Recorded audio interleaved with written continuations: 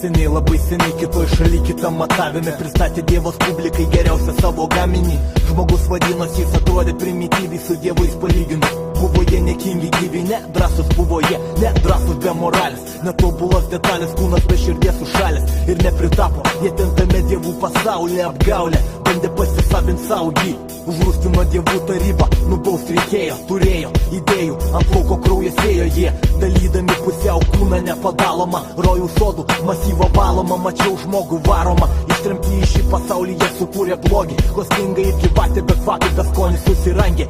Jis žmogus silpnumo pavėsi, bet aš nepadėsiu, savo atkentėt turėsiu. Klaidas per amžius taisom, klaidas protėlių, tik kitokių modelių mintim Aristotelio. Vėl dvasių pokilin gyvėjai susirinko, dievai neatrinko, žmogus melo nuodingo. Ir viskas dingo, prapuolė amžiams, išnyko tik mintis, tik žodžiai spalvingi išliko. Kas tiki jais, tam dangus tampa laima, o kiti tegul kitų randa savo laimę.